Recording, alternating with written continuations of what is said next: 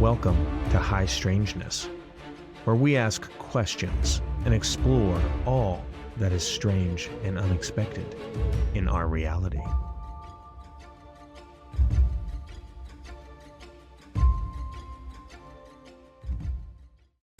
Welcome to High Strangeness.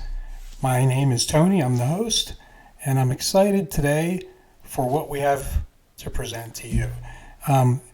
This podcast is to look at and talk about all things that are strange and unexpected in our reality.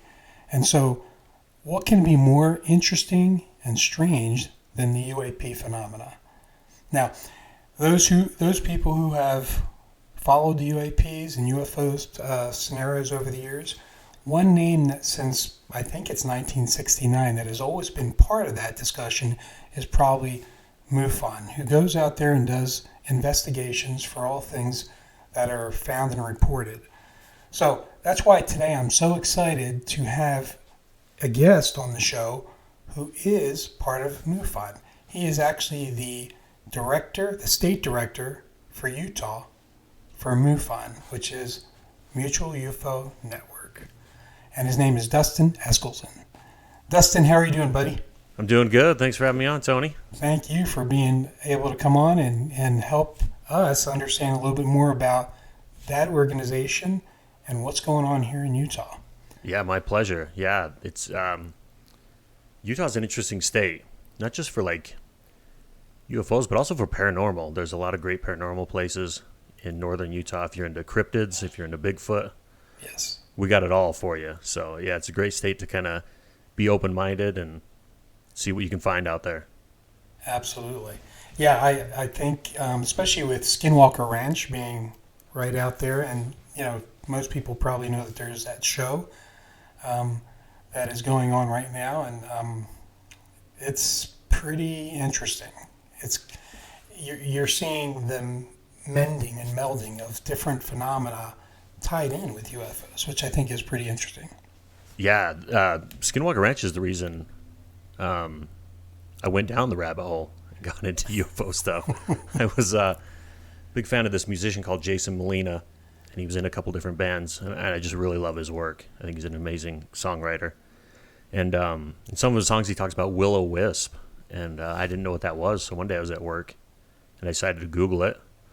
And will-o-wisp is, lights that are in the forest, or what people would maybe refer to as swamp gas, and things like that. And at the time, I bought into it. I was like, yeah, there's probably just swamp gas, like in the swamps. And my thinking was, maybe it's like Old Faithful. Like you could go take a trip down south and see these lights in the forest or in the swamp areas. So I was like, man, that'd be cool to like go check that out. So I Googled where to see will-o-wisp, and this website came up like top 10 places to see will-o-wisp. And so number 10, it was like a place that really was swampy. It was like Louisiana. And it was talking about these lights, and then it was like Mississippi was number 9 or whatever. But then it started getting into like UFOs, and people saw possibly Bigfoot and all this crazy stuff. And I was like, what is this? Why is this website getting into UFO stuff? So I just finally went, I'm going to just scroll down and see the other places. And I scrolled down, I got to number 1, and it was Skinwalker Ranch, Utah. Whoa. And I was like, what? Because I grew up in Utah. I had never heard of this place. And there sure isn't any swampland here, Right. So I started reading the stories about the Sherman family. I started reading about Senator Harry Reid getting money for Robert Bigelow to study it. And it just went down that rabbit hole, like more and more and more. And I think just having it in my backyard in Utah made it seem more real to me, too. And it made it more special as well. So that's really where I decided to get into the UFO phenomenon. It's just sort of been spiraling down that rabbit hole since. Yes. I mean, in Utah, like you said, it's such a wide open space, and you can get into areas where there's, you can really see a lot of stars. I remember I was in, I think, Moab before, or Monticello. That's where it was. And I was heading down south, and I stopped there for the evening. And I remember stepping outside in the evening. It's dark, and I looked at the sky, and I had never seen stars like that in the sky before. It was amazing. And that's what you can see here in Utah. I think it's so cool, depending on where you go, of course. Yeah, I think the light pollution is low enough to where there are certain areas in Utah that are absolutely beautiful, and especially, like you said, down at Monticello, the southern Utah parts, are supposed to have like excellent sky gazing areas down there. And if you want to even go further down in Arizona, there's places down there that have amazing places you can stargaze. And even southern Utah, I know a lot of people talk about the Uinta Basin having a lot of activity here, and it definitely does, 100%. But man, southern Utah, I think, has it could give it a run for its money, right, as far as UFO sightings, abductions, and just strange stories. And even if when you go down south and you see the area, Moab and all these other areas, it almost seems like you're in another planet. The way it's so desolate and everything's desert, right, and just that slate rock and just everything has like a vibe down there, I think, when you go down there. So those areas are just cool to visit and see, because I don't know of any other places that look like that, really. right. So, yeah, great places down there. Yeah, for sure. Well, Dustin, as we get started here, I'm wondering if you can tell us a little bit about you. Like, you've mentioned some things that started to catch you about this phenomena, but what got you interested, and then how did you even get involved in MUFON? So, just going down that rabbit hole, I always thought, I'm definitely more open-minded now, but I definitely always thought that there was a possibility of other life out there. And like you said, with being in Utah and being able to see the stars at night, I think it's almost impossible to stare out into the sky and see these thousands of stars. And you see all these planets and these gases. And when you talk or you look up astronomers and scientists and everyone talking about how they can look, a billion years into the sky, and they don't know what's beyond that. It could continuously grow and get bigger. I thought the possibility of their life being out there is much greater than nothing. So I always thought that there was life out there, but I was never super into UFOs, never super into aliens, until I got into Skinwalker Ranch. And I think when you just go down that UFO rabbit hole, MUFON has been around since 1969. It's one of the oldest, if not the oldest, UFO organization we have around still. And I started out being just a member of MUFON. You just pay like a monthly subscription and you can have access to their database. So I was just digging through the database and finding cool cases. And then I was on the website and it said, hey, you could buy a field investigator test and test for it and buy a booklet. And I was like, man, that would be awesome. So they recommend that you email whoever your state director is at that time. So I did. I just introduced myself. And I said, hey, I want to be a field investigator. I love this stuff. And I got an email back. And I don't remember the guy's name, but he was in the East Coast. And he was basically telling me, hey, Utah doesn't have a state director that's there. He goes, I'm over this state, I'm over Utah, and I believe he was over one other state too. Oh, wow. And so he told me straight up, hey, I'm stretched pretty thin, but if you want to become an investigator, I'll do what I can to help you. And it just didn't feel right to me at that time. And also when you're in the UFO bubble, like, it's the most important thing to you and the people inside the bubble. And when you leave that bubble, you cannot believe how little people care about it or have thought about it or even reason or believe in it. And also inside that bubble, there's even smaller bubbles. And one of them definitely is Utah and Skinwalker Ranch. And so I was so invested in that. And I just, for whatever reason, I could not believe that we didn't have our own state director. Like, it just seemed crazy to me with all the cases going on in the Uinta Basin and how much history this place has. Yeah. So I said, this doesn't feel right. So I kind of held off on that for about 6 months. And then on MUFON social media, they posted, hey, we want to welcome a new state director to Utah, Brian Lindley. And I was like, whoa, now it's time. Yeah. Now it's time to start studying up for this test. So I think I bought it that day and started studying up. And ended up taking the exam and getting to know Brian a little bit. And he was just so amazing. He just showed me the ropes. He had so many different stories and how many cases that he was involved with. And I've just loved it ever since. It really is an amazing organization.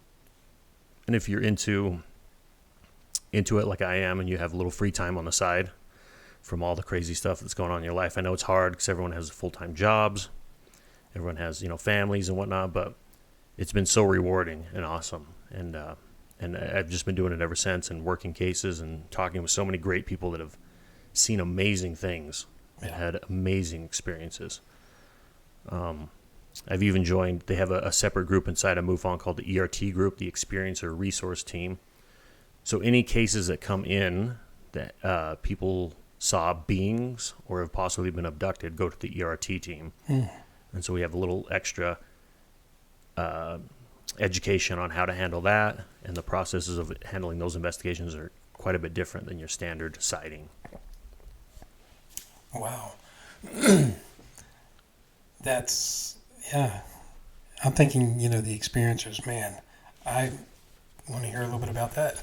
Sure. That's awesome. So the reason I became ERT, sometimes people will submit a case, and in the original description, it doesn't say anything about seeing a being, but when you start talking with them, you start to realize, oh, they maybe saw a being, or maybe they have missing time, which is a huge indicator that maybe they were taken. So there was a case that came in towards the end of last year. It was a little older. It happened in summer of 2007, but there was 3 younger kids. They're probably in their early 20s. They live in northern Utah, and they came down to Vernal, sort of an impromptu camping trip. And they were driving to a place called Deep Creek Campgrounds in Vernal, and it's a place they go every year. They love it. They say that it's very quiet and just peaceful. So they're driving there. It's late at night. It's probably like midnight by the time they finally almost get there. They drive from the main road to Deep Creek Campgrounds. They get maybe 5 minutes away, and there's this ravine that goes off to the left side of the road where they're driving. So it goes down and then back up. And they notice on that back up side, they see this bright orange light. And at first, they thought, oh, it's a fire. Like the forest is on fire. They get a little closer and they notice that the light's not flickering, like it's a constant glow. So they pull over the Jeep Cherokee, and they just park and they watch. And they're watching and they're watching and they're watching. And eventually they saw what one of the people described as a 10 to 12 foot being walk in front of the light. He said that his head was a little bigger than what it would be proportionally if we were 10 to 12 feet. Lengthy arms, lengthy legs. He didn't get a good look at the face features or anything because the light was behind them. But he said there was one of them. This guy saw 2 of them. One of them, he said, kept poking his head out of a tree and going back in, poking his head out of a tree and going back in. And he said the other one emerged from the trees, and he said the way he moved was not human-like. He said it was almost dance-like or melodic. And he walked a little further, and he said he was almost like searching the ground for something, looking at the ground. And all of a sudden, he just rose up with his hands in the air and looked up into the sky. And they were watching it. They didn't know what they were seeing, what they were witnessing. And then he described that this light appeared maybe 10 feet in front of this being. And he described it as being football-shaped. And it had this beam that shot out maybe 10 to 12 feet wide. And it started going down the ravine. And he said that the way it moved is... I don't know if you've ever seen War of the Worlds with Tom Cruise. Mm-hmm. So there's a scene in that movie where there's these little snake-like robots that are searching for him, and he has to jump in the tub and submerge himself in water so they won't find him. He said it reminded him of that, the way it was like moving back and forth down the ravine, but he said there was no bounce to it at all, as if someone was holding a light. Yeah. He said it was just smooth. And it came down the ravine, it picked up speed, it hit the bottom of the ravine, picked up speed, and then it started coming up the other side towards them. So that's when they were like, we just need to get the hell out of here. Yeah. So they started the car, flipped it around. They went all the way back to the main road. And they sat there. And he said, I just sat there with a pistol on my lap. And there was 2 men and a woman in the car. And he said the woman was just like crying. Like she was just upset. And they were just shaking. They sat there for maybe an hour, and for whatever reason decided to go back to the campground. I think I'd call it a day. If that were me. Me too.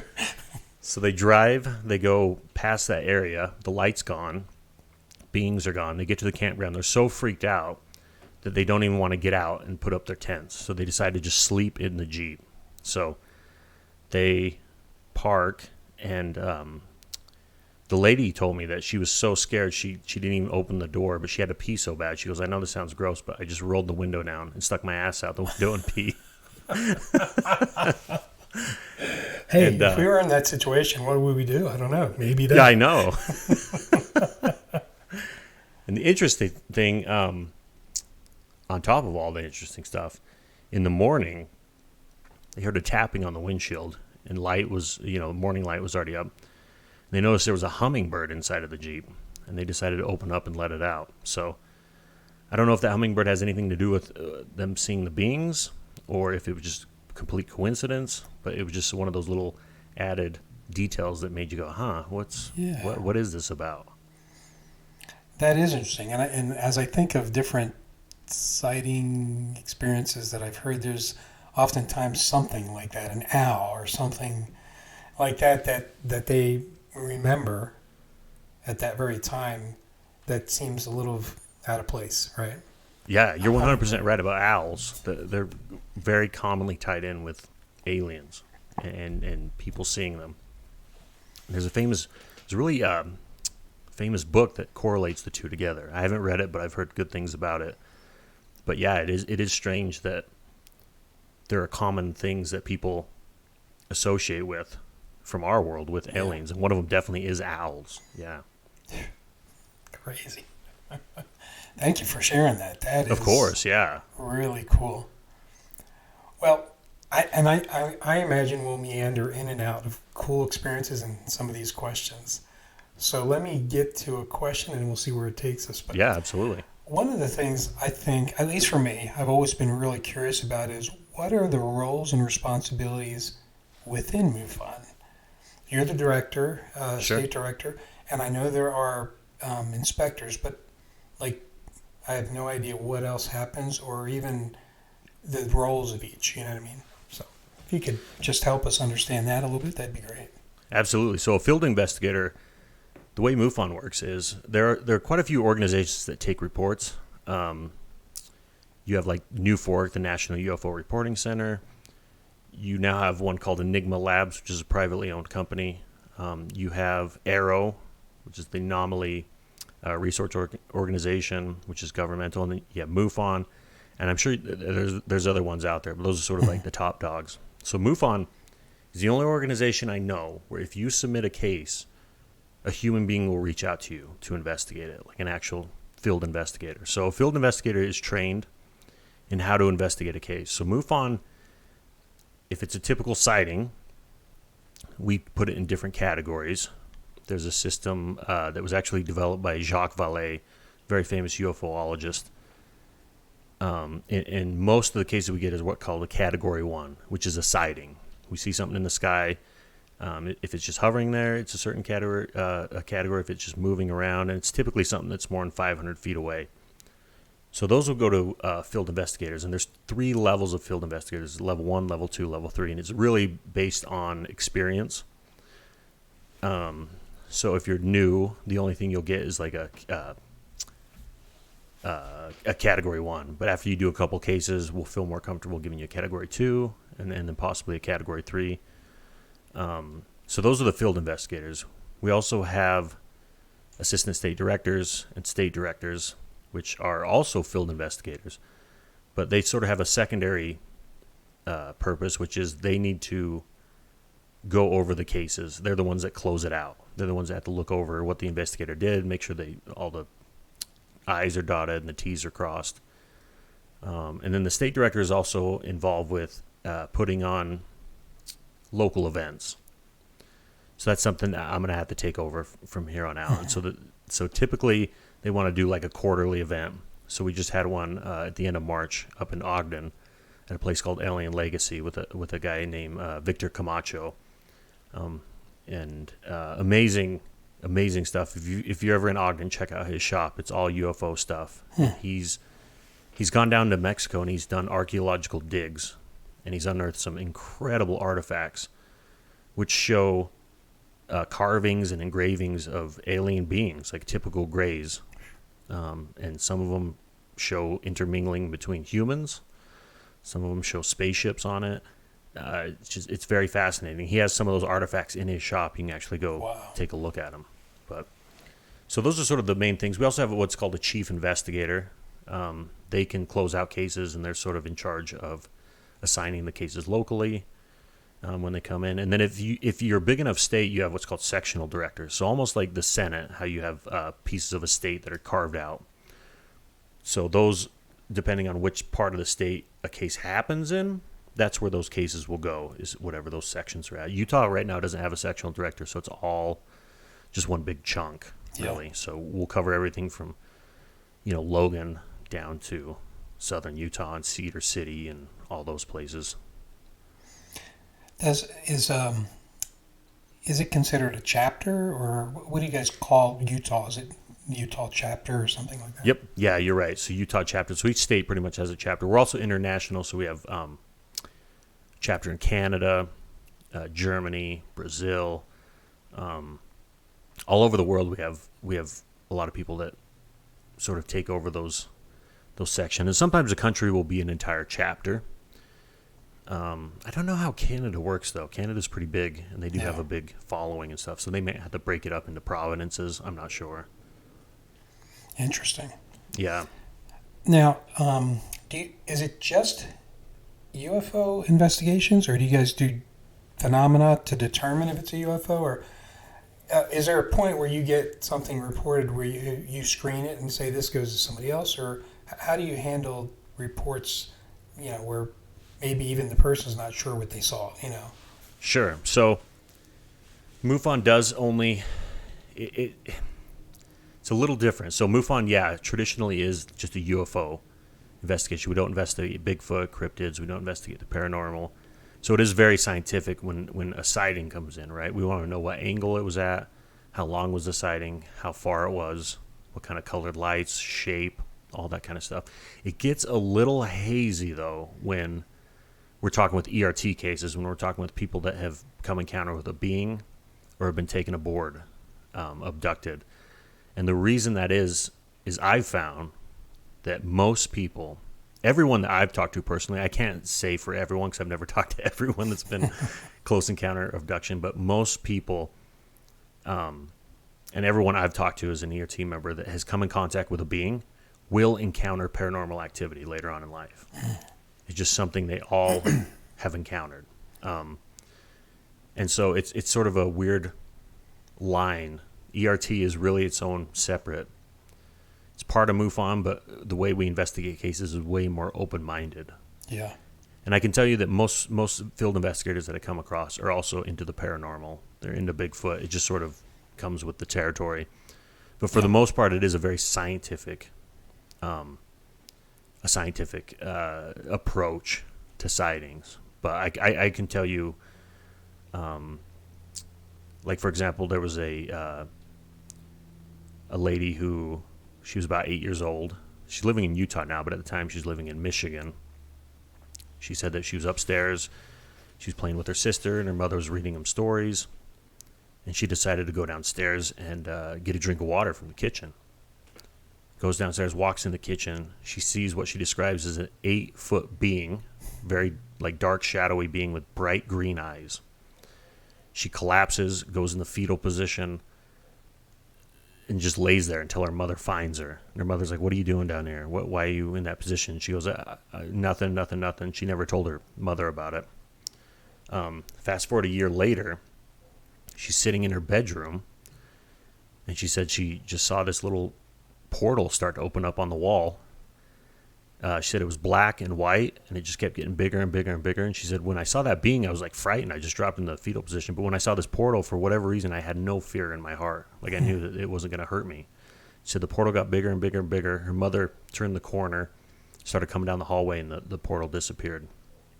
She's since then had a lot of outer body experiences, astral projection, Wow. Later in life, she had 2 separate encounters where she saw what she described as childlike beings, but they had gray skin. One of them happened to be in Utah. She said she just moved into a house, and she was sitting on her bed just chilling, and she saw what she thought was a child sitting at the foot of her door. And so she said, "Oh, we're new here. Maybe some child is lost. Let me go help him." Stands up, notices that the child doesn't look like a child. It's gray, big eyes, starts running down the hallway. She follows it. It makes a right where these staircases are at. As soon as she makes the right, there's nothing there. It just disappeared, right? And she said the creepiest thing about it was when it was running down the hallway, it made no sound whatsoever. Wow. So she has also saw triangular craft in the air, UFOs, but she's also had paranormal activity as well, including hearing deceased loved ones' voices as clear as day. She said one time she decided to, she wasn't hungry and she didn't feel like it, but she said for some reason I had this impulse to eat chocolate. So she started eating chocolate. And she said as clear as day she could hear her grandfather's voice tell her, "I like when you eat chocolate because I can taste it." And she said that her grandfather was a really bad diabetic and he couldn't eat any sugar. And she also had another experience, paranormal, with a family member, which I can't really share because it may give away who she is. Sure. But I can tell you, it's crazy, Tony, like how deep, and it's usually not a one and done. If you come in contact with a being or you're taken, it's not going to be, I can bet you it's not going to be a one-time experience. Right. You're going to have other experiences with either beings, paranormal activity. A lot of people talk about after they encounter beings, there's times where they know they're being watched. They can be in their house, no one else is there, and they can just sense that whatever these beings are now present with them. And so I don't know how you go on with life like that. I don't know how you ever sleep again, how you ever, go on with a normal life. And I feel very honored because a lot of these people have never shared these stories with family and friends. Yeah. They don't want to sound crazy. They don't want to be perceived as crazy. Most of them believe they're crazy after they experience it. They go, "I must be losing my mind." Like they doubt themselves. And so it's so great that MUFON is here to listen to people's stories. We don't judge ever. Yeah. And if anything, I'm honored that they're willing to tell us these stories because I think these people's stories deserve to be told. And from a mankind perspective, we need to hear this. Yes. This is going on a daily basis around us all the time, worldwide. It's not once every 10 years that we get a Travis Walton story, Fire in the Sky. I mean, It's happening a lot. And the fact that we just sort of ignore it, and the fact that the government has sort of made us believe that this isn't going on, that people are crazy and out of their minds and on meds, off meds, it's a hoax here and there. It's a weather balloon. Which, me personally, I've never even seen a weather balloon. I don't know anybody that has seen a weather balloon. They make it seem like weather balloons are as common as a helicopter or airplane in the sky. I've never seen one, and I've never met someone that could identify and seen a weather balloon.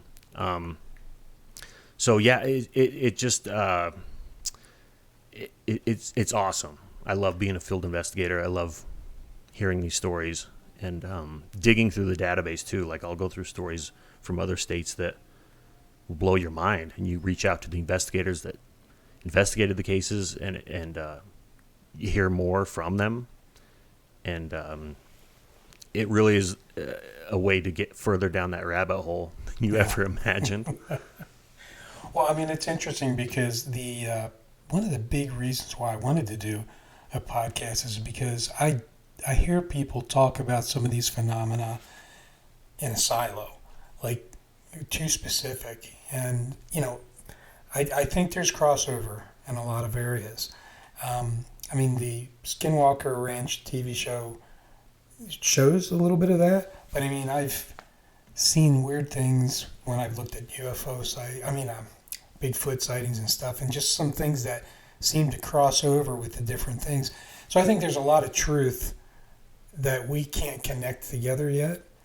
And hearing, like you said, hear people out, let them talk, may illuminate the corners. in a way that we may see how it crosses into something else. I think it's exciting. I agree. And I think hearing stories from all angles, like you said, Bigfoot encounters, cryptid encounters, paranormal. If you want to talk orbs, like orbs are the one thing that sort of crosses over in all three of those things. You have orbs in the UFO community, in the paranormal community, and even there's been Bigfoot sightings where someone says, hey, I saw an orb in the sky or weaving in and out of the forest. The next thing you know, they hear that whooping and hollering, and they see this enormous Bigfoot. To me, Amazing. and I'm just talking I'm talking as Dustin, not from MUFON.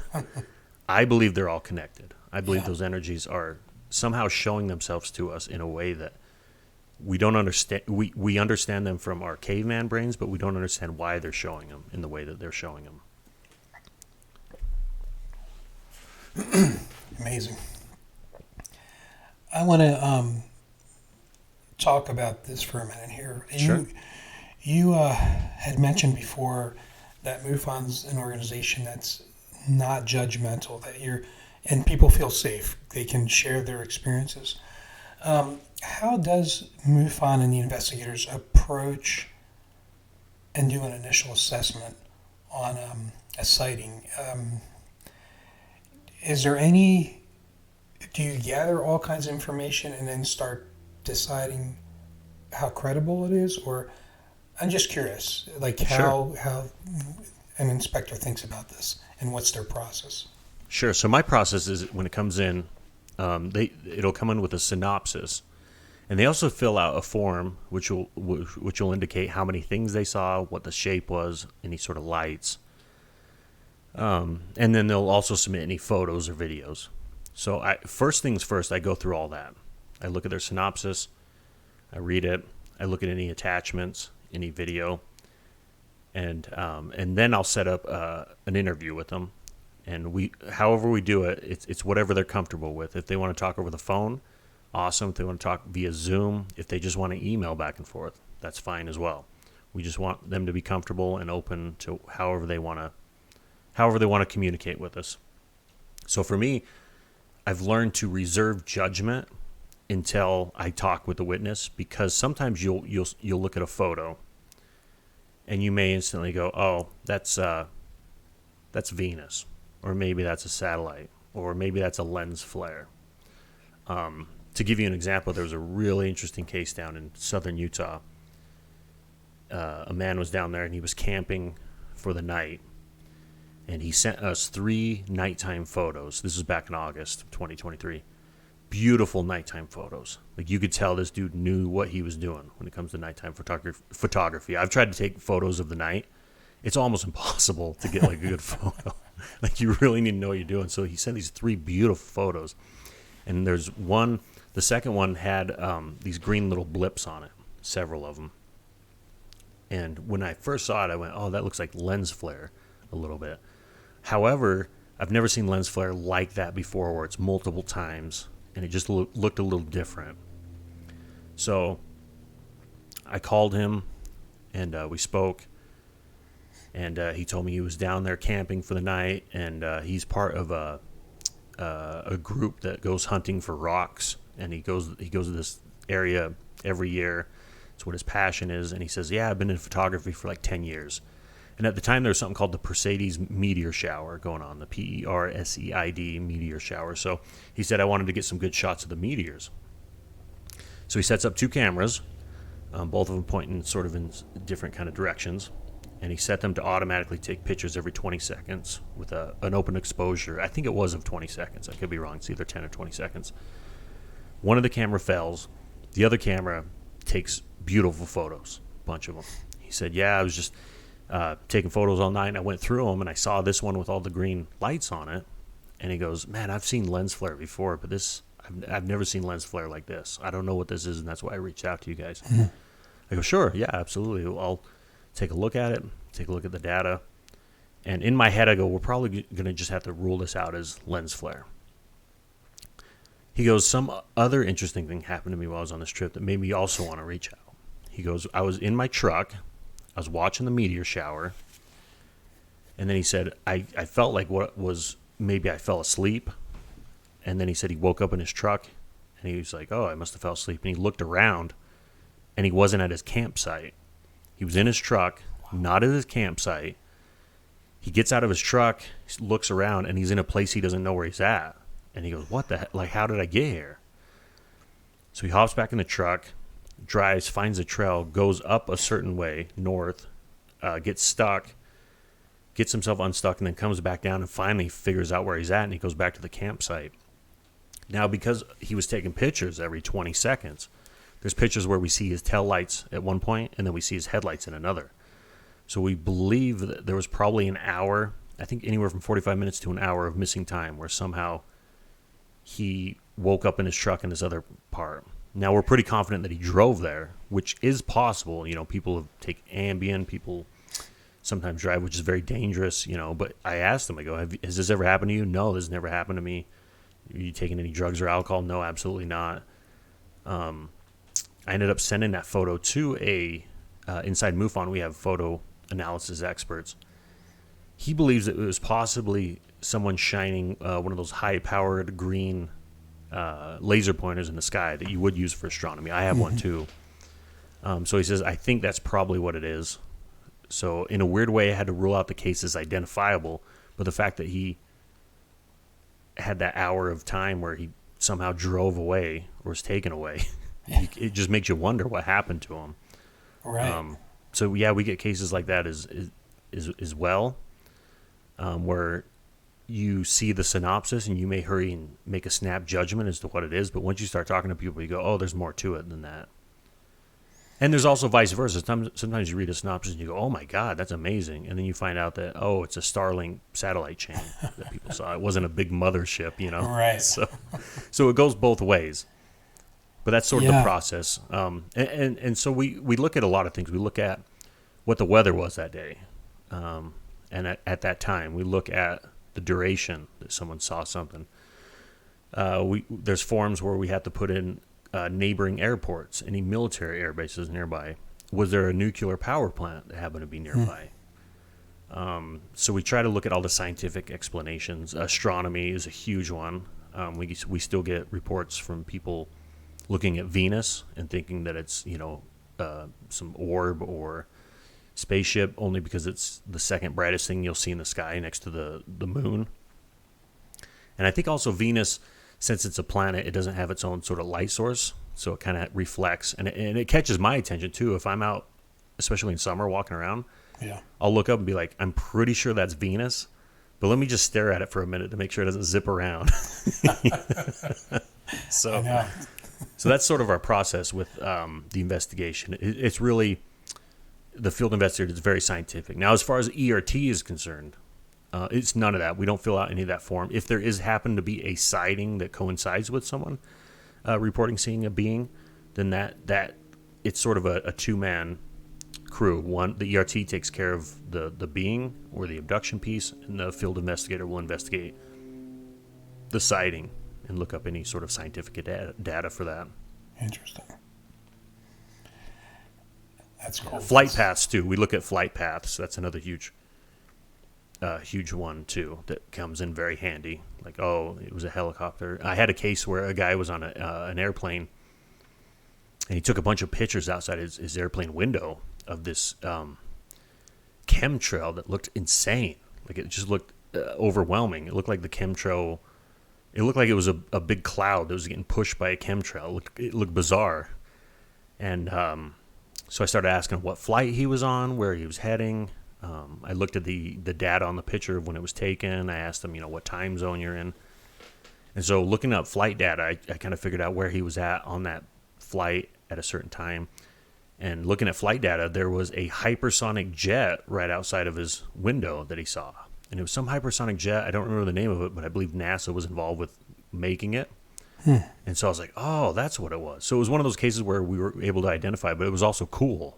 Yeah. You're like, oh, wow, hypersonic jet just right outside your window while you're flying to wherever, I love the fact that you guys will don't make a judgment too quickly. I mean, then you really kind of look at all the circumstances around it. Because you're right. I think I just imagine that there's nuggets of knowledge or there's little things that you can hear that somebody might say that they probably wouldn't have said, like that person in their missing time, that you almost have to pull it out of them a little bit. Right. So that's pretty cool. And I think it might be a test too. I think they may not feel comfortable sharing that in their synopsis, but once they call you and they realize, you know, how friendly you are and how open-minded you are, I think you're right, Tony. I think they kind of go, oh, okay, I'm okay to share this with this person. Yeah. So now this is obviously if a being were to come in front of you and introduce themselves, that's the best evidence, right? Yeah, I agree. But what type of evidence do you guys consider the most compelling and useful? So, being cases for me are people in the UFO community, absolutely, abductions are. But for the scientific community, it's going to have to be physical craft that's been recovered, or metals, or scientific data.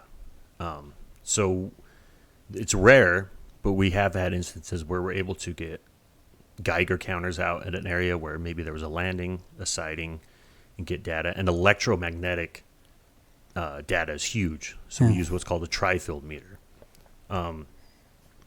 So whenever these beings or these craft show up, there's so much energy in the area.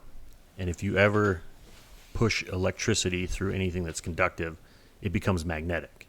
The more energy you push through it, the more magnetic it becomes. And you can also increase that with, you know, wrapping it in a coil, which is what they do with those junkyard magnets that pick up cars. So if someone is close encounter, and especially if they're in a car, we want to get that electromagnetic data. For example, just of last year, November, December-ish, in Umatilla, Florida. It's right outside of Orlando. I know a couple of the investigators in Florida. Shout out to David Toon, Steve Foss. Steve sent me this case where this lady was driving on a small 2-lane road, one way each way, and she had her dog with her. And she said the dog started whining like really badly, to the point where it wasn't like it was excited; it was like it was being hurt.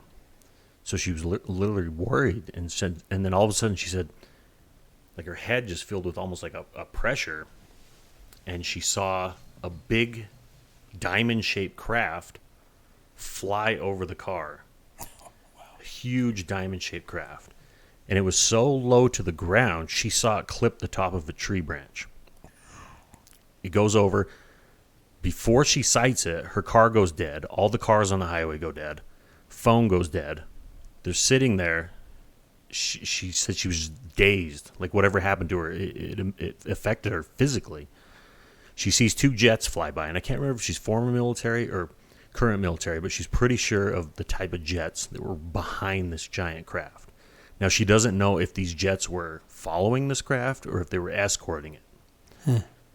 Because these triangular craft, there's been a lot of sightings of them, and many people believe they may be what's known as the TR-3B, which is a governmental anti-gravity craft. So it flies by, car's dead. She gets out of the car, and all the other people that cars are dead get out as well. She said she saw a truck driver that was, I believe, in front of her or behind her, had blood coming from his ear. Another person got out of their car. They had wet themselves. She said another man was sitting in front of his car just weeping, like he was sitting on the ground weeping. They were in like pain, and they didn't know what happened. They somehow gathered their thoughts, got in their vehicles. The vehicles turned on again, and they drove home. Now, the investigators went and talked with her husband, and her husband told him the same story, that she came home in sort of a way he had never seen her before. She was completely distressed, told him the same story that they told investigators. So the investigator, the head investigator of this case, was David Toon. He's former military. He said, we need to get a reading of this car, and we also need to get a reading of a control. So typically what we'll do is we'll try and find the same make and model of a car, park it into an open lot, and then we take the tri-field meter and see what the electric magnetic levels are. So she was heading northbound. The triangular craft went west to east, from driver's side door to passenger door. what they found was, after taking electromagnetic readings, was the driver's side door, the side it came from, had a much lower reading than it normally would, and the side it came out of had a much higher reading than what it normally did. So whatever energy was pushing this craft, whether it be otherly worldly or a TR-3B, it turned this car into like a huge magnet, like a polarized magnet. You had a negative side and a positive side. And these cases where people say, well, we don't have any evidence.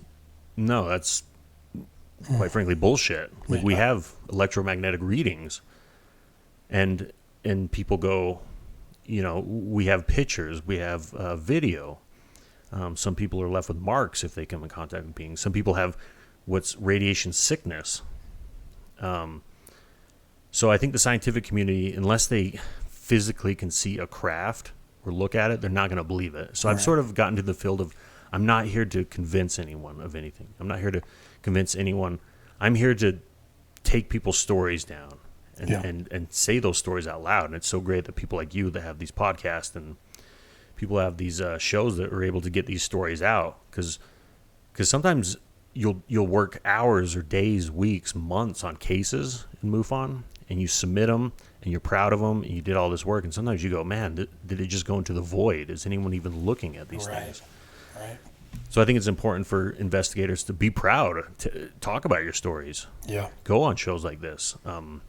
Post videos and pictures of your cases. Once they're closed, we can discuss them. So yeah, I think that there is evidence on these sort of things. Yeah, I mean, just what you described there, it's like, my gosh, I mean, it's very tough to just dismiss that. I mean, right. But it's like you said at the beginning of the call, I think sometimes people that are interested in looking and finding out about this, they go, wow, the evidence is there. People who are going through life not even thinking about this, they say, oh, there's not much out there. Oh, yeah? I mean, it's interesting, for sure. Now, you had mentioned several things. I was going to ask what sorts of technology and analysis tools you guys use. Now, you've mentioned some things in the last couple of minutes that have been used to try to test and check certain things. But is there a toolbox, figuratively, that you guys have that you say, okay, I'm going to go look at this. Let me grab this box of tools, So when you become a field investigator, they'll give you an idea of what tools. So a lot of it is great with cell phones. Like, there's so many different tools. Like I talked about, there's one called Flight Radar 24. I think it's called Flight Aware 24, but you can look up flight paths, flight patterns. There's a million astronomy apps that you can actually enter in a longitude and latitude, and you can go back in time. If you wanted to go back 1,000 years, you can. So certain cases that you want to take a look at the sky, see, hey, I was looking in the west at this time. Let's just take a look. Maybe it was Jupiter you were looking at. Maybe there was a Starlink satellite chain. As far as the physical tools, Geiger counter is always good. Tri-field meter. For looking at angles, if you do go out on site, you could just use one of those protractors with a rope attached to it with a weight, and you can just tilt it up and have someone look at, okay, I saw it about this angle. And you just take that protractor with the line that's going down the middle of it, and you can actually see the angle at which they were looking at. Evidence, you can.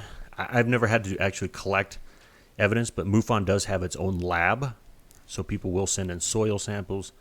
We've had water samples. We have our own dive team. Wow. Headed up by a lady named Debbie Ziegelmeyer. She's amazing. Amazing. She has amazing stories. She's been on, like, Ancient Aliens. And so, yeah, they'll actually do dives if they feel that maybe something crashed in a river, something crashed in a lake, or something was hovering above a lake. They'll send someone out, dive in there, and start taking samples and kind of seeing what's in there.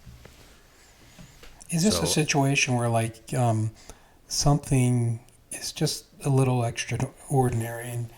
And then do you guys interact with your other counterparts across the country, or even reach out to this person who does dives and say, hey, this is something I think really warrants this kind of investigation? Like, is there collaboration between chapters and for resources and things like that? Absolutely. Yeah, and it is a MUFON really is a Swiss Army knife. So there's people that have been in 10, 20, 30 years who just have certain skills that are better than others. So you may have a case that crosses the line. Maybe someone saw something in Utah while they were driving down to Arizona. And so maybe they saw something else in Arizona. So now you have these two states that have to look into this case. So, of course, you're going to have to talk with each other, compare stories, compare notes. And we do have a photo analysis team that can take a look at photos, see whether or not they may be real, or if they are real, they can give estimates of the size of whatever they're looking at, the distance, speed, things like that. We have a case-assisted group, which means if there's a state that maybe doesn't have a lot of field investigators, or especially countries, some countries don't have a dedicated field investigator, cases will go to them and they investigate them. That's great. Yeah, so we there's certain little divisions or things you can go beyond just being a field investigator if you really want to. We also have something called the MADAR project. It's a collaboration between us, New Fork actually, and this thing called MADAR. MADAR.site if you want to go look at it. So these little devices, they're actually Raspberry Pis, but they'll look at electromagnetic data, barometric pressure, and electrical data. And what you do is they sell them, you plug them into your house, and they're just constantly testing the environment. So if there's a spike that happens, it goes into alert mode, and it'll test it much quicker in that area. And it'll actually send reports to people that are on the Project MADAR team going, hey, there was a huge spike in the middle of Mississippi in this town where this MADAR device is at. Do we have any cases that were close to there? And so if there are, once again, that may be data, physical evidence that something happened there. And it's a very cool site. You can actually go to it now. It's just MADAR.site, and you'll have devices all over the U.S. I have one here, and we're just hoping to capture and correlate some cases, right? Like if we see a big spike in electromagnetic data that happens to correlate with someone that was in that same town that saw an orb, a spaceship, a mothership was visited by beings. It's going to be a huge game changer if we can get some of that data to correlate with the cases. Wow. Yeah, I mean, that's pretty interesting. Thank you for sharing that one device. I'm sure people will be like, what is that again? So that's great. No, it's cool. There's some other companies. There's one, I haven't checked it out yet. It's called MUPAS. And I saw a guy named Carl the Crusher who does some UFO videos out in Nevada. And they're doing the same thing. And this device can actually look up, I think it does radiation as well. Wow. It'll do radiation, temperature, barometric pressure, electromagnetism, electricity, and I think there's like 3 other things it does. So it's pretty amazing the technology we now have in order to try and figure this out, use it to our benefit. Right. How about, you kind of mentioned it a little bit, but like, is there any collaboration with these organizations like Arrow or Enigma or anything like that? Are they more just a receptacle? Like they take information, or do they work with MUFON at all, or even the military? Is there anything that goes on like that? So MUFON was involved with the congressional hearings, with the things that were going on with David Grush and stuff. So MUFON is working hand in hand with the congressional hearings. As far as Arrow is concerned, I have some opinions about Arrow. Exactly. I think we all do. I I'm trying to be as nice as as possible. They released a document recently. I have not read the document, so let me just say it's 62 pages long. I haven't read it, but from the pieces that I have read, it sounds to me like the same old tired horse shit. Yes. That we don't have, the Pentagon doesn't have any knowledge of any UFOs. We don't own any recovered craft, any bodies, biologics. We don't have any firsthand information that was given to us about people that have access to these programs. But now you're starting to have people come out of the woodwork saying, "Hey, I talked with Kirk Sean Patrick, who was the head of Arrow at the time, going, no, I had a meeting with him and said, hey, dude, this is what's going on. Here's where the materials are at. Here's what they're working on." Multiple whistleblowers have went to him and said, "Here, you need to check this out. This is where the proof is in the pudding. Here's where it's at. I'll point you in that same direction." It does feel kind of like a rerun of the Project Blue Book. 1,000%, yeah, and a lot of people in the UFO community. It's funny you say that, Tony. They refer to it as Project Blue Book version 2.0. Right. Yeah. And so it's just frustrating, and it makes me. There's so many people that need answers, and I'm sort of an odd duck in the sense that I've never had an experience myself, whether it be UFO, paranormal, or Bigfoot. I'm a believer, though. Yeah. And when people tell me these stories, it makes me sad to think that there may be information out there that could help them understand what's going on. Yeah. Yet it's being kept behind closed doors. I agree with you, and it is what Arrow does, without spending too much time on it here. It just reminds me of so much of what's happened in the past with the disrespect of that organization, or just the government in general, who doesn't answer to anybody, and how they just don't. There's no respect to the experiences that people are having. And it's just not cool at all. No, and it's twice as sickening, because if you see a UFO or have an encounter, the government wants to hear about it. They'll send people out from the military. They'll send people out from NASA. They'll send people out, all the top scientists, and they'll sit there and they'll talk to you for hours, and they'll thank you so much for giving us this information, and thank you, you're serving your country. But then when they leave, they'll go ahead and start these campaigns telling people that, oh, yeah, you're crazy. People that see UFOs are crazy. People who come in contact with beings are crazy. Yep. They're out of their mind, and it ruins people's lives. People lose jobs. They got to move out of town. They're ridiculed. It really is despicable. I can't imagine having such a realistic experience and then not being able to tell someone about it. Or if you do, running the fear of, oh, these people will never trust me to be sane again. Yeah, I mean, it's definitely. I think of the experiencer. I think his name's Chris Bledsoe. Who? Yep. This is his exact story. Now he's been able to. There's something unique about him that others are able to see experiences, and he has a number of them. So he's able to break past that, but not other people. And it's the same thing, and it destroyed his life, from what I remember hearing, for a number of years. So it's the same thing, yeah. 100%. And Chris Bledsoe, MUFON did go out and investigate his grounds. I actually read the report. Very credible guy, him and his son. Continues to see orbs on a daily basis. If you follow him on social media, he's posting them all the time. I won't share his story because he tells it a lot better. So look up his story about it, and it's very detailed, and I just believe him. And one thing he talks about, he encountered possibly a Nordic woman on his property, and he believes that she's going to show herself again. And for some reason, he believes he has visions of where this is going to be at, and he keeps thinking it's going to be in Utah, southern Utah, an actual place in southern Utah. So I reached out to him once. I emailed him and said, "Hey, I'm in Utah. I'm sorry, I can't stop thinking about this.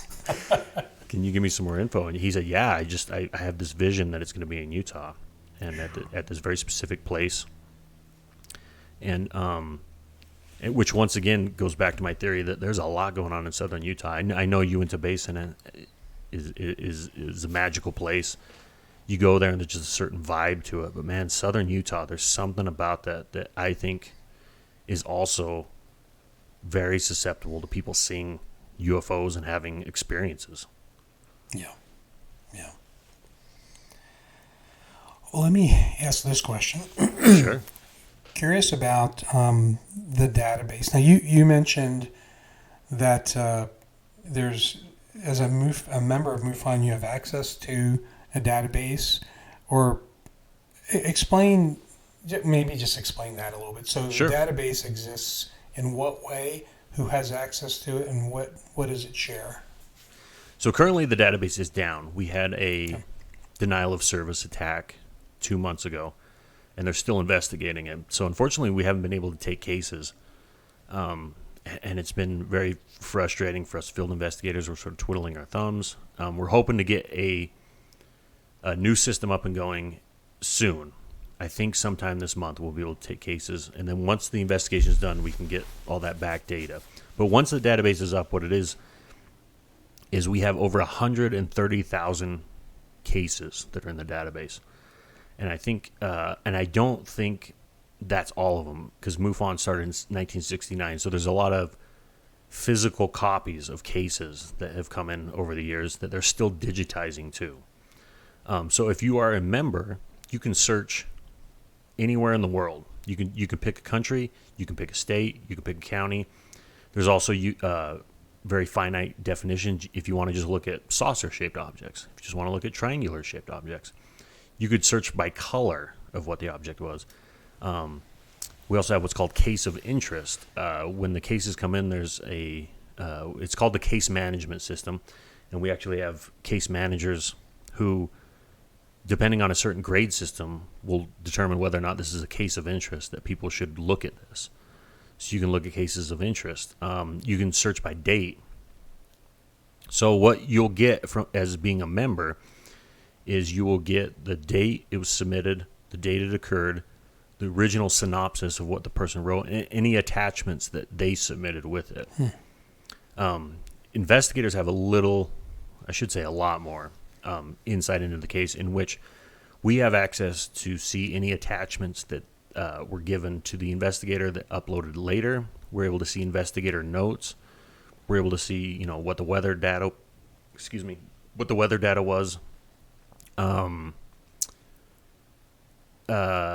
we're able to see the disposition, what the investigator marked the case as. So most cases that come in are identifiable objects.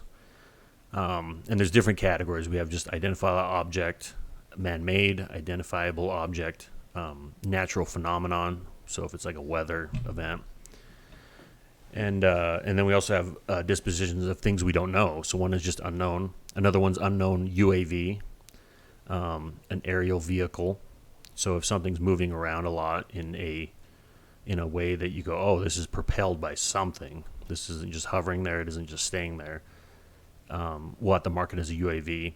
There's another one called hoax. If we believe it's a hoax, we'll mark it as that. I believe there's... Oh, and then if someone submits a case where it's old, we don't have the exact date, so we can't get weather data. It's too old to get flight path data. We have to mark it a certain way as...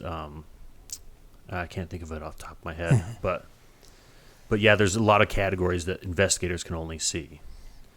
So as a member, though, I can tell you that I had fun with the database. I was searching all sorts of stuff, reading synopses, looking up attachments, which are amazing. Yeah. You can actually see photos and videos. And I think it's like $6 a month, or you can pay like $60 for a year. I could be wrong on that. I'm joining. To join, yeah. It's awesome. And if you see any cases, Tony, that you're like, hey, I think Dustin would dig this, or you dig this, send it my way. I love sharing on my social media. I'll share all sorts of videos and photos of MUFON cases, because the one sort of critique I get from people is, why aren't MUFON sharing these cases? Why is it a paid service? And really, There's two ways you can go about it. So NewFork will do just donations. You can go to NewFork, NUFORC.org right now, and you can look at all their database for free. They just run on donations. MUFON, we do run on donations, but we also make our money off membership fees. So the one sort of critique I get is, well, why don't you guys just do donations? That way we can look into your database and see. And I think it's important to share these cases with people, show them the highlights, show them the good stuff. Because I've dug through the database for days and days and days, and there's no end in sight. You just keep finding great cases, great stories from all sorts of time eras. And maybe it's a generational thing. I grew up with the internet, so to me, there is that part of my mind thinking that information should be free. So I get that. I also understand, no different than, running some kind of a service without something there, financial backing. I mean, you need something. I mean, and it's a big service that nobody else is going to do or is willing to do. So, I think it's well worth it to support that. Yeah. Yeah, no, and we thank our supporters, and there are costs. Field investigators don't get. It's a volunteer job if you're a field investigator, state director. There's only really a handful of paid positions. We do have like a headquarters. Like I said, we have a lab. And we have to maintain those databases. We have to pay for the web services.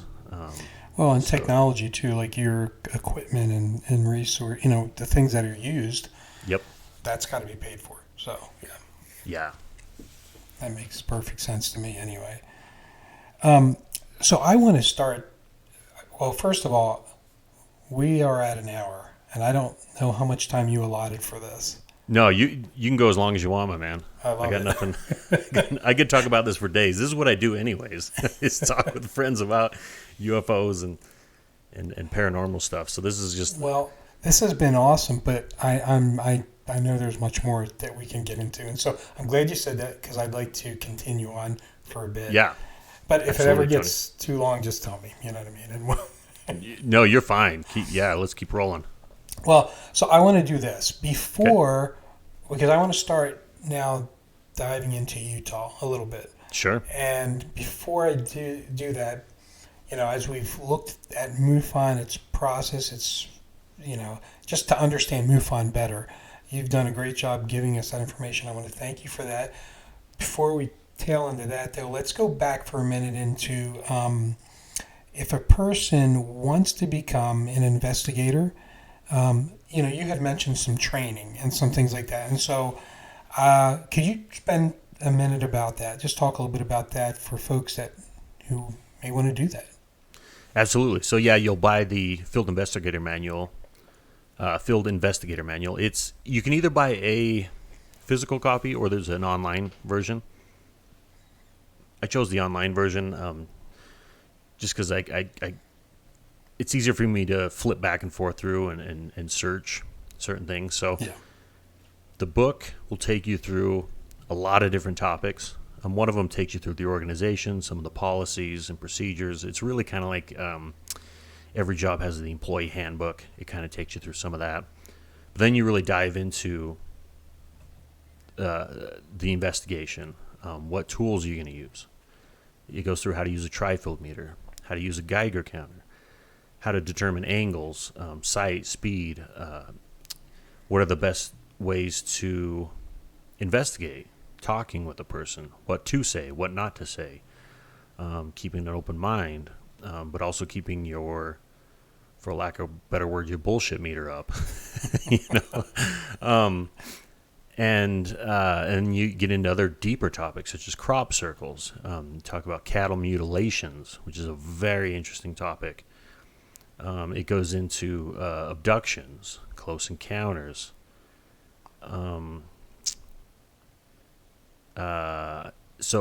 Diving. There's an actual section that talks about diving and recovering stuff from a lake. So what I will say to people is, a lot of people will go through this manual and they get a little overwhelmed, and in their head they're thinking they're slicing open cows every week, trying to figure out what happened to them, or they're on site taking soil samples, which is another section, how to take soil samples, how to take material samples, organic versus inorganic samples. And so it's a lot of information, and I think people talk themselves out of doing it. So we've had people that buy the investigation manual, they're huge into the UFO world, and they read it, and they're like, oh man, I don't know anything about taking soil samples. I don't know anything about it. Most of what we do is really phone calls, talking with people. There are cases where we will go on site to just talk with people.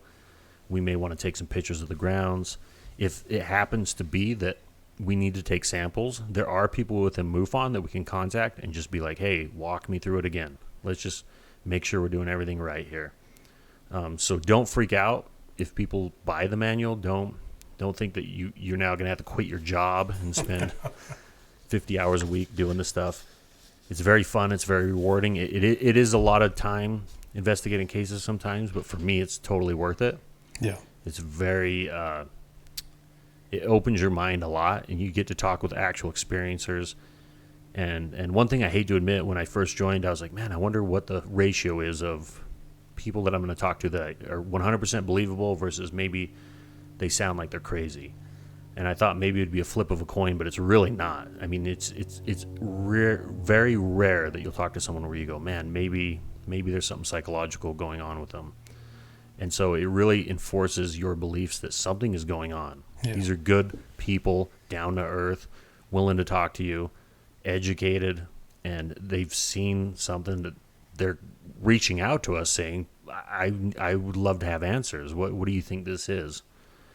And it's our duty to try and help them figure this out. Sometimes it's identifiable, and sometimes we have to tell people, man, you had an incredible experience, and we don't know, but I can tell you whatever you experienced, I believe you 100% that was real.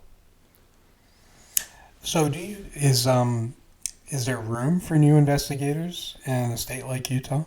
Absolutely. So we don't really have a cap. I will tell you, when I first joined, Brian Lindley was the state director. And once again, I was in that mindset of, we have Uinta Basin, we have Skinwalker Ranch, we have Southern Utah. So I was like, man, I'm joining like a big organization here. And when I was first talking with Brian, the very first time I talked with him, I said, so how does that work when a case comes in? Is it round robin, like you give it to this investigator and it just goes around the clock till it gets to me? And in my head, I thought maybe there'd be a dozen people. And he goes, I don't know, we'll have to figure it out. It's just you and me. And I was like, what? And my head was, I was like, what? It blew my mind that Utah had just him and me. And I don't know how he did it on his own.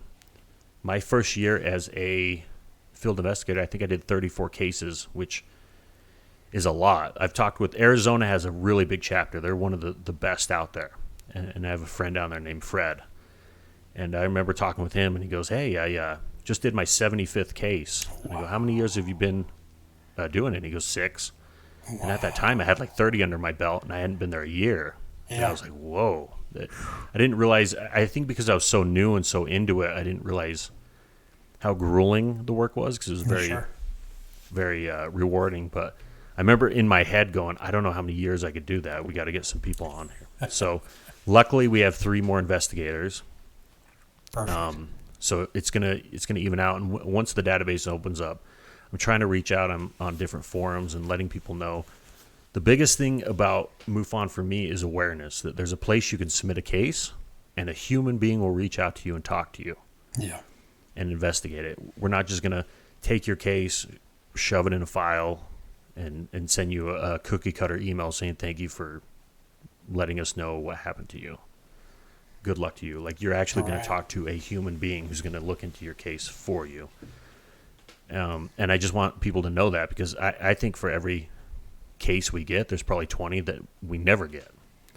And people hang on to it. And sometimes it's very frustrating, because we'll get cases of these amazing sightings. People will submit videos or photos. And there's a very famous one in September of 2022 where the state director, Brian, investigated, where there's a huge triangular craft just hovering above downtown Salt Lake. And this guy took multiple videos of it, and it's just hovering there. And he was actually up checking on I think he was checking on a property, And he was right next to a gated community, and the security guard came up to him and says, "Hey, what are you doing here?" And he's like, "Oh, I was just filming this thing over here, but I'm here to look on a property." And they chatted for a minute, and when he looked back, the thing was gone. Wow. And the video's amazing. I'll have to send it to you. But Yeah, please.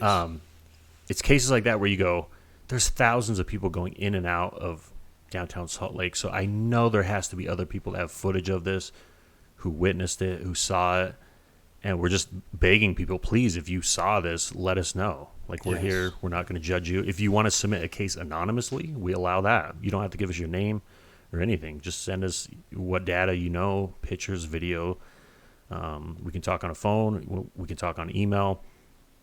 We can do whatever makes you comfortable. But if it's going to help correlate our case and prove our point and tickle that investigator part of our brain, then please, submit those cases. We love to work them. We love working with people, and it's just an amazing organization that I'm so proud to be part of. And I am glad that we spent some time talking about how people can get involved, because I can see maybe people get intimidated by it, or they just don't know what it includes, and they just think it's who knows? I mean, I know for me, I was like, oh, do you have to be a scientist? I didn't know. And so I'm so happy to get this information. And then those that will hear this will have that as well. Thank you. And I want to say, hopefully we can continue to talk and interact in months and years going forward. We're a small podcast now, but that's going to change. And, I'm glad to help get information that MUFON wants to help get out as well. So, because I believe in what you guys are doing. It's amazing. Well, thank you. Thank you, Tony. Yeah, and of course we'll keep in touch. Yeah, I love Utah has some great communities. If you're into UFOs, we have some great UFO groups. If you're into paranormal, amazing paranormal groups, Bigfoot groups. Like it really is a very, what I would consider an inclusive state and environment. And if you want to be part of it, be part of it. Go hang out, attend meetings, go on a Bigfoot hunt, go on a paranormal hunt, and it's just a lot of fun. You get to hang out with people, and I think, especially for me being an IT nerd, I need to get out more and socialize more, and it feels good to be among actual human beings. Yeah. And it just makes you happy that there's people that have that same passion for the things you sometimes feel like, man, maybe I'm alone in this. But I can tell you you're not. There's so many people out there that believe in what you believe, and they're willing to help you and learn. And MUFON's one of those places. If you're a UFO person, you want to learn, great. If you just want to join a local UFO group in whatever town you're in, great. That's awesome too. If you want to just go to stargazing at night, whip out the telescope, look at some planets, look at some stars, great. I'm not saying MUFON's the end all be all. That's just sort of the path that I took, and if you want to take that path, I'm willing to help you. If you want any sort of advice on taking the field investigator exam, if you have any questions, reach out to me. I'm here to answer.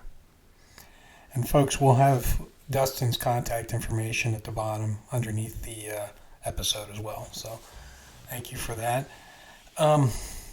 So I want to get into Utah a little bit here. Sure. So I'm excited to talk about that. Couple questions as we head into that.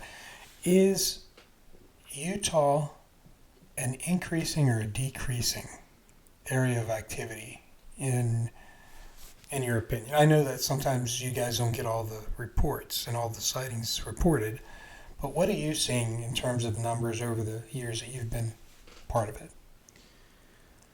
It's interesting because we do have competitors. I don't consider them competitors, but there are other institutions like New Fork and, like we talked about, Arrow, Enigma Labs, which is a great organization as well. So there's more competition, but I think the stigma is starting to go away. So it's hard to tell if we're getting an increase, because I think there's a lot of people, especially that saw things during the 40s, 50s, 60s, 70s, 80s, 90s, that never would ever come out with that. They would never come forward. But I think as generations go on, And now you have the government talking about UFOs again. You have a congresswoman talking about this may be interdimensional, Yeah. which is crazy to hear a congresswoman say that. Like, I never thought we would reach a day where someone would openly say that's part of the government. So to answer, I wish I had like a solid answer for you, but I don't know. I think people are becoming very, very more open-minded to it. So essentially, the landscape is changing. So you can't measure 100%. it. You can't measure it the same way, is what you're saying. Yeah. Yeah. Yep. Because people are still experiencing stuff every day. It's not, like I said, it's not. There's a handful of those really good stories that you always hear about. You know, the Travis Waltons and the Pascagoula abduction and all these other ones. But man, it's still happening.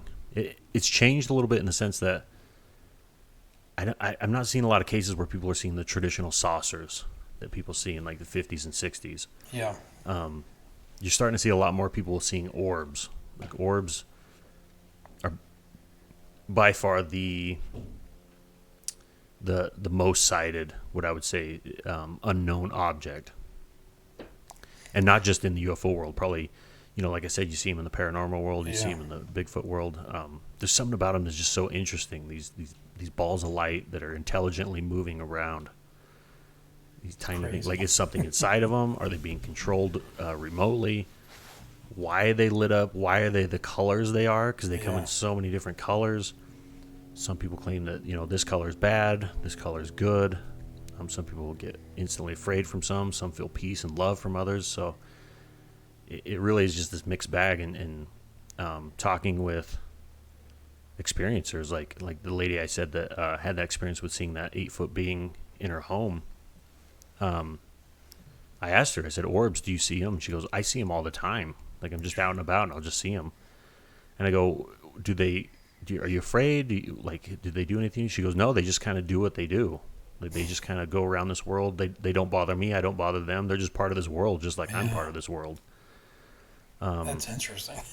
Yeah, it's very, it's just fascinating. It's endlessly fascinating. And I don't know if our caveman brains will ever comprehend what is going on. And maybe it's just so over our heads we'll never understand. So with Utah, is there, you know, we talked a little bit about how special southern Utah seems to be, and everybody knows about the Uinta area, but when we look at Utah as a whole, are there certain parts that are more active than others, in your opinion? So in Utah, especially during the 60s and 70s, this is like required reading if you're Utah. It's called the Utah UFO Display. Yeah. Amazing book by two guys, Junior Hicks, Frank Salisbury. So Junior Hicks was, for those of you who don't know, he was a junior high science teacher in the Uinta Basin area. And around the late 60s and 70s, there was just such an influx of people seeing stuff they couldn't understand. He became the guy you would go to tell him. He became, for lack of a better word, he was the MUFON guy. And he collected hundreds of cases in such a short amount of time that him and Frank Salisbury, he got a PhD, he's a very bright, like, scientist, got together and they started looking over the cases, and they believed that they looked at the population of the Uinta Basin and how many cases Junior Hicks had collected, and they believed by 1973, 10% of the population had seen things they couldn't understand. Excellent sightings. Wow. So that era fascinates me. I think the late 60s and 70s were really captivated people's imaginations. That's when you started getting abductions. That's the Travis Walton, the Carl Higdon era, the Pascagoula abduction. That's when you started getting saucers, flying saucers. It's the Mothman prophecies started happening during that time. So Uinta Basin has always been a hot spot. It goes back to the Native Americans that live there. Some people believe that, and I believe as well, some of the petroglyphs that they've etched into the rock describe encounters they've had with these beings, and possibly they were taught certain things from these beings on how to live and survive in this desolate land. So the Uinta Basin, yeah, I would say that's still a hot spot. But the southern Utah is still has a lot of crazy stuff going on. There's one case that it pretty much is my white well, which is there was one in Lake Powell. What do you mean by white well? What does that mean? So this case I did not investigate, but it was case 24798. So a case came in 2010. It's my white well because I'm still investigating it now, even though it happened so long ago. So I didn't take the original investigation. I was searching through the database, and the reason this made me think of it is in the database, Frank Salisbury, that guy right there that wrote this book, he's involved with 2 cases in Utah. I don't know how and why, and unfortunately he's passed away. Otherwise, I'd try to track him down and ask him. So that's what got my interest. I looked at this case. It came in 2010 from a former forest ranger who worked at the National Glen Canyon area near Lake Powell and on Lake Powell. He submits with him an actual case incident report from June 27th, 1981. And in this case report, there's a unique identifier, which the rangers have to fill out. And there's like a name, who investigated it, supervising investigator, and a synopsis, and a title for what it was. And in the title, it says unidentified flying object. And this ranger did not investigate this case. It was a fellow ranger who investigated, but it was a group of 15 people that rented a houseboat. They were parked out in Cow Canyon. It's this side canyon in Lake Powell. And they described a light coming down the canyon that was so bright it lit up the entire wall. They said it was flashing in 1 to 2 second intervals. Came over them, hovered for an hour and a half, and they were so freaked out. And one of them army crawled his way back to the houseboat and grabbed a spotlight, and he shined it on this object. And he said that he described it as being a winged-like creature that was bigger than a bat. So they started seeing this thing flashing, and they noticed off in the canyon there was another one that was coming down the canyon flashing, in which they believed the two were communicating with one another. The original one goes back down the canyon and goes with the second one and disappears. So this guy files a report with the rangers, and this ranger always loved this case, and he took a copy of it and submitted it to MUFON. He also said a week or two later, a separate family rents a houseboat from Bullfrog Marina, parks it in Cow Canyon. They rented it for a week. The next day, they brought it back to Bullfrog Marina and said, "We're getting the hell out of here," after whatever they saw. And the reason he knows that this happened is because that family, one of the fellow rangers was a family with him, and he actually showed up to send them off. Like, "Hey, good to see you guys. Have fun in Cow Canyon." And the next day when they came in, they actually called the ranger back to talk with them. Now, this ranger tried over the years to contact the original witness. He said that he talked to him on 3 separate occasions, and he was very tight-lipped after he gave his report, to which he believes that, he said, the only thing I can tell you is that these people believed that this was like a religious thing. And the reason they believed it is because the entire group was LDS. There's 15 of them, no booze, no drugs or anything. Mm-hmm. And I can't get into too many details, but I did track down who that person was, and I've reached out to him through phone, and I sent them a letter just saying, "Hey, I would love to talk with you. I'd love to hear more about it." This original ranger, he worked with a bunch of other rangers, and in his report, he said that the rangers speculate that it may be giant fireflies. And so I asked him, I go, why did you guys say that it was giant fireflies? And I said, growing up in Utah, I've never seen fireflies here before, and I've been to Lake Powell twice, and I've stayed there a couple days. And I go in the report, it says that possibly these are giant fireflies. So I asked him, is there a certain time of year that fireflies migrate there? And was this time of year just happen to be in the summer of 81 perfect for fireflies? They just happen to grow bigger than usual, and they had these big lights on them. And I said, how long have you been there? He goes, I was a ranger for 17 years. I go, so tell me a little bit about the fireflies. And he said, I don't know. I've never seen one there. So I think in an attempt to write this off, they would just say, oh, it's just giant fireflies. Or there was a power plant that was on the Arizona side, which is no longer there. And there was a stack that had these blinking lights on it. So whenever they got reports of someone saying, hey, I saw some strange blinking lights, they would go, oh, it's probably just a power plant. And he said there was a huge influx of what he would consider strange sightings that summer in particular, for whatever reason. So I have filled out a Freedom of Information Act in the hopes of getting any sort of more information cases out of that area. It's like pulling teeth trying to get some information back. It was supposed to take 20 business days. I filled this out in December. I'm still shooting emails back and forth. They're still telling me it's going to be longer. It's going to take longer. We're short-staffed.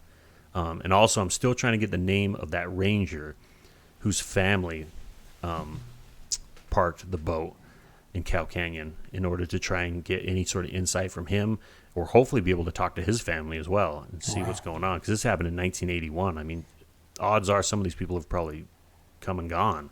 Yeah. But it's just one of those stories that just captures your imagination, especially getting an actual incident report from the ranger saying this happened. And just last week, I was able to track down the actual ranger that investigated that case. And I called her on the phone. It was a pain in the ass to get her information, but I find I'm a bit of a persistent guy, Tony. There you go. So I talked with her on the phone, and it's so funny. She was like, hey, I'm so-and-so. I go, yeah, I'm with the MUFON. It's always interesting telling people that you're investigating a UFO sighting, so you don't know what they're going to say. But she couldn't have been more cool. And I asked her, hey, were you a ranger at the Glen National Canyon? She goes, absolutely. That's where I first started. And she was telling me about it. And I go, yeah, there's this case here. And I tell her all about it. And she goes, whoa, yeah, I don't remember that one. And then she began to tell me all these stories about like drunken people that had guns and drugs on them and stuff like that. So I was like, oh, okay, maybe you had a lot of other stories that are way more memorable than this one. But I sent her the case, and I asked her about the fireflies too, because I was very interested. Why would they say fireflies? Maybe, and she's like, nah, I've never seen a firefly there. I was there, several years, and yeah, does the case kind of point to how big this is? I'm envisioning something very big. I mean, yeah. So the only description of what it said it's a winged-like creature that was larger than a bat. That's what the original description of the case is. So we may be talking about a cryptid, right? Right. But the fact that it had such a bright light that it lit up the entire canyon wall makes me think that maybe it is I don't know. That's what fascinates me about this. Right. And that ranger that I talked to, the original one that submitted the case, I talked to him, several times since then. He used to do work on the Navajo reservation. He used to work with some Navajo rangers.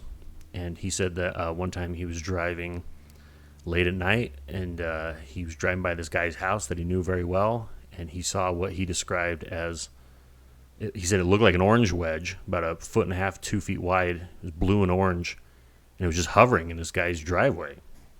And he's just watching it, and he's like, whoa, what the hell? Yeah. He parks his car, watches it. After about 2 minutes, he said the two edges of this orange wedge thing just folded in on itself, and it just shot straight up in the air. Gone. And he said, man, I've driven past that house at the same time, like multiple times, just hoping to see it again. I don't know what I saw, what was weird. He said that he used to talk with a lot of the Native Americans on there. And he said he would work with work at the local school there. And he said children would come in all the time telling stories of things they saw in the sky that they couldn't explain. And he was... If you talk to anyone who's been on a reservation before, like a Native American reservation, and people are willing to talk, because a lot of Native Americans are not, because they believe it's going to bring back that bad energy onto them. But if people are willing to talk, everyone I've talked to who's been on a Native American reservation says you would have a much harder time finding someone that hasn't seen something than people that have. So there's something about this case that just grabs onto me. Strange reality. We do. Yeah, There's absolutely. Stuff going on, it's like a theater, we see what we see, but there's so much else. Right, and I think it's fascinating that there's stuff that's going on around us right now that we just can't see, can't hear, can't experience. But some people are just born with a different antenna, I believe. Right. That they're able to tap into that frequency and tap into that energy. And you talk with so many people that, a lot of people will just have, one sighting, but you talk to certain people that have had multiple sightings like throughout their entire life, and I find them to be very credible people who just happen to have either been born or gifted this ability to recognize what's around us. Yeah. And, you've seen the chandelier UFO that Jeremy Corbell has presented to everybody. Yeah, that thing's freaky looking. It's freaky, and if I understand that correctly, it's almost not even visible with your naked eye. Correct. So yeah. It makes me wonder, maybe there's things flying all over above us and we can't see it half the time too. It's just crazy. Yeah, I think as technology gets better, and especially, the government has like the best tools, the infrared, the FLIR, all the sensors. There's even stuff underwater that Does MUFON look at that, the USO stuff? Obviously in Utah it would be a lake, but sure, they come out of lakes too, I guess. So I don't know. Yeah, we will take reports. Yeah, if someone sees something on a lake, including Debbie Ziegelmeyer, the lady I was telling you about, who's the head of the dive team. She had an experience when she was on a cruise once of seeing something. She was diving all day, and then she came up to the boat, and maybe a couple of minutes later, they saw some strange lights under the water that they can't explain. And she's written a book about different sightings that people have seen under the water, near the water. And, there's stories of when they were doing the congressional hearings, they began talking about what the military has found underwater using all their sensors. And they ended up having to stop the hearing and go into a skiff because they didn't want to expose either what they found or how much, whatever instruments they have, how far they can look down in the ocean. It may be something that is far beyond our comprehension as far as what they've built to be able to see what's down there, hear what's down there, certain radar or echoes from down below. But yeah, there have been a lot of sightings near water of objects popping out of water or going down into water as if the water is not even a challenge for them. Right. What do they call that?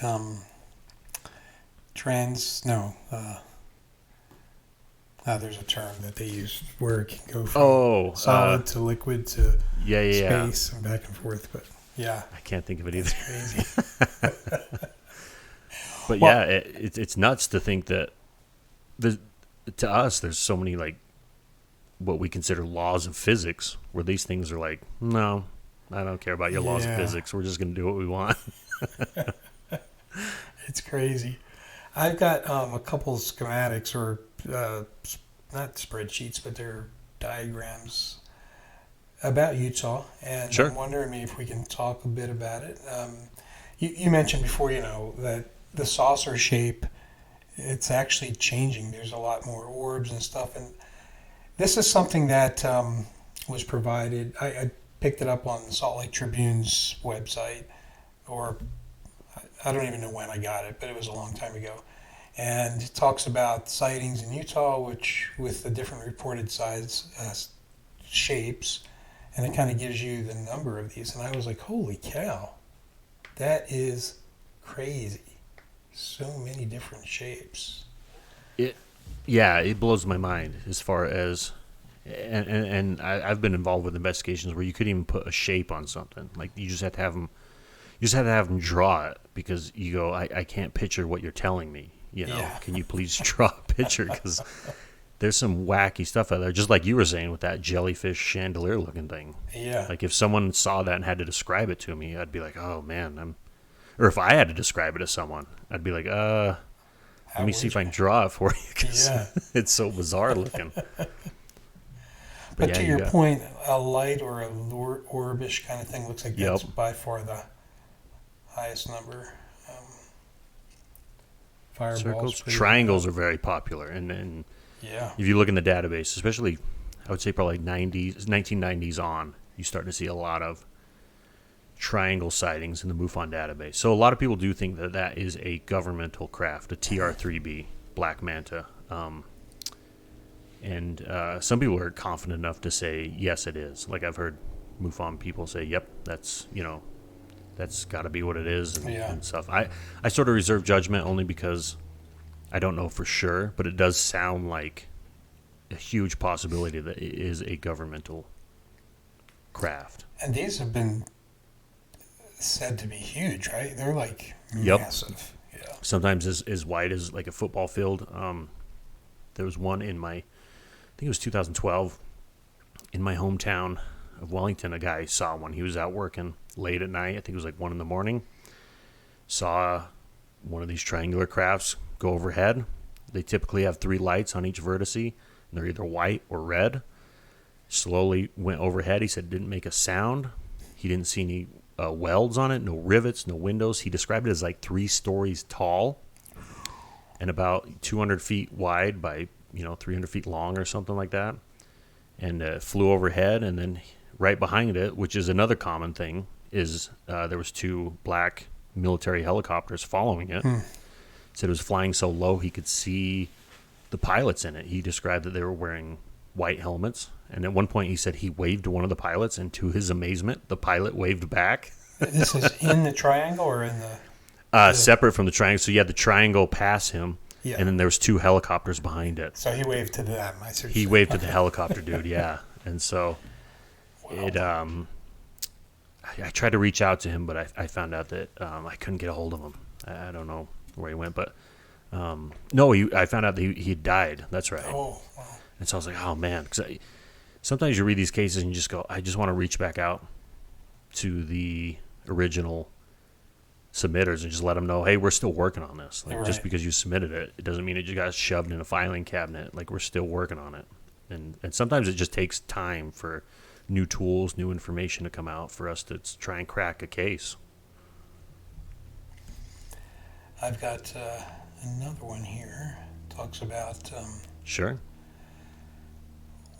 when did they occur. Okay, so this is by year. So this one's interesting to me. I remember when you said this, my initial thought was, why is there so many sightings in 2020? That was during like the COVID era, where everyone was sort of locked inside.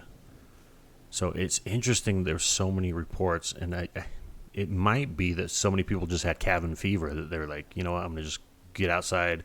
Yeah. I know a lot of people that decided to start jogging or biking or hiking, which was activities to get out of the house but away from people. I'm just trying to think logically, like why there were so many sightings during 2020. Well, so I have somebody I interviewed recently who's an explorer and a hiker. He started in 2020, I think, or right around that time. But he attributes that to the COVID time frame where he was like, I can't go anywhere, I can't do anything, I'm going to do this. And he just got hooked on it. But he's always outdoors. And he's explained some strange things he's seen, not necessarily UAP related, but just other weird kind of stuff. And that's what he says. He says that's what got him outside doing things, because he was like, he was going stir crazy in the house. And I've heard other people say, that's when they picked up tennis or, something like that. Sure. A little bit more. Yeah. Interesting. Have you had any experiences, Tony? I have not. No? Went Okay. so badly. Me too. I would love to, right? The nice ones, though. I don't want to be abducted. I don't. It is weird. Like, yeah, in my mind, I go, man, that'd be awesome if you had that confirmation, like Yes. that you saw a being. But then I'm like, man, if you saw it, it would change your life forever. Yeah, And exactly. it would be hard to sleep. It'd be hard to think. It'd be hard to just do your day-to-day life if you had that confirmation. I don't know how people continue on with their life. I know a lot of them, their entire belief structure and what they thought, whatever they were told, Yeah. whatever religion they belong to, like all that just crumbles in a couple of minutes with these experiences. So, I be careful what you wish for, kind of thing, right? Like I kind of wish for it, and And I started going on like paranormal hunts with this group called the Pando Paranormal people, great people. They have their own like podcast too. And they invited me out to like Salt Air Palace where there's a lot of like ghost activity. And I said, thank you for inviting me out. But I just want to let you know that I'm the kryptonite to paranormal. Like nothing's going to happen when I'm here.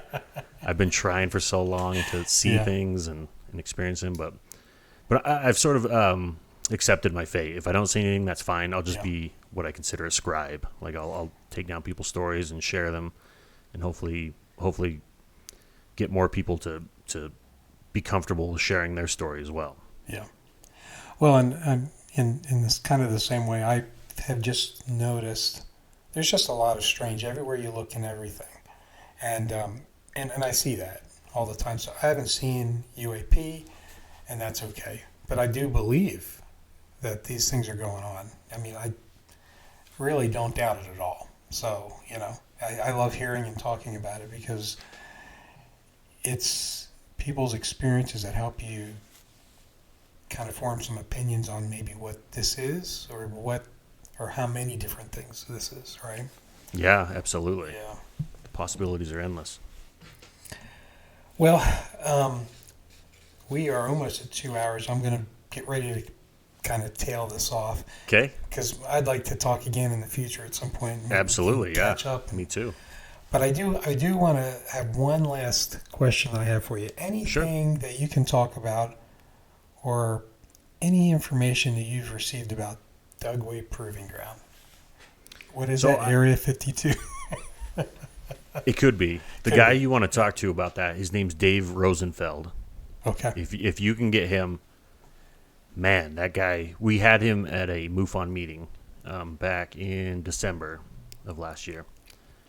That dude is a geyser of information. Like, really? He talked for about an hour and a half, and I have so many questions for him. Everyone in there did. He has done a lot of research on it. He himself is an experiencer. He had been taken. He has some stories that will make the hair stand up on the back of your neck. Very natural, very cool guy to talk to. But he has done a lot of quote unquote looking into Dugway. He's actually gone out there on stakeouts and looked at certain things. I don't know much other than, like you said, hearing that it is considered the Area 52. There is a lot of underground stuff there from the photos that I saw of ventilation or areas where people have said it has to be just ventilation for whatever's underneath here. They claim that it's there's certain like chemicals there. I know back, I think it was in the 50s. Yeah, maybe it was the 50s. There was a famous story where the sheep herder, all of a sudden the sheep got really sick and like hundreds of them died. And it turns out he started doing a little digging, and it turns out that there was an airplane that flew from Dugway that had, I think it was nerve gas in it, and it had a leaky valve, and so it spread all this nerve gas on all these sheep and died. And it took him many years to try and prove himself to get the money, and I think eventually someone slipped up there and let out some information, and so Dugway ended up paying him for his sheep, but they admitted no wrongdoing whatsoever. They're like, we're going to give you money, but we didn't do this kind of thing. Years later, I read a book that was very interesting, and I don't have any evidence on this. It's just a story I read where they had a lockdown not too long ago. It was a couple years ago. They had a complete lockdown for X amount of hours. No one could go in, no one could go out. When the lockdown ended, they claimed that they had some, what is that? Anthrax, I think it was. They had some anthrax that was missing, like one half of a teaspoon or something. Not a lot, but it is a deadly substance. But from this book I was reading, they said that there was some Russian satellites that were kind of watching the area, and during the lockdown or right before it, there was a huge radiation spike in that area, which makes people believe, is this anthrax story the real truth behind why they had this lockdown, or if something went wrong in a testing. Some people believe that all the craft that were Area 51 were moved to Dugway, in order for them to research and try to reverse engineer some of this stuff. The stories are endless. I don't know the truth between that. I haven't looked super hard into Dugway, and part of me maybe is scared too. I don't want the Men in Black visiting me. But yeah, if you could get Dave Rosenfeld on your show, I'm going to try. He is an awesome get. Yeah, and he's endless information about Dugway and so many other things in the UFO world. And he has some crazy stories about staying on near Skinwalker, being on Skinwalker Ranch, as well as there's a neighboring place called Space Wolf Research, which is owned by a guy named Ryan Burns. They've had some amazing experiences out there just staying the night. So yeah, reach out to him, see if he would do the show. I think that'd be an awesome get for you. I'd love to see that. I will, for sure. Well, let me start to close this down, but sure. I want to say that when I turn off, let's chat for just a minute afterwards. Absolutely. Okay? Cool. Anyway, well, thank you everybody for hopping on and listening to this. This is one of my favorite episodes. I'm so thankful that Dustin took the time to really field all these questions and really help us understand so much more about MUFON, how it works, and what's going on here in Utah. So, as we wrap up, I just want to remind everybody that there's a lot of strange and unknown out there. So remember to keep your eyes, ears, and minds open. And until next time, stay safe. Thank you for listening to High Strangeness. This was a glance at some of the strange that exists in our reality.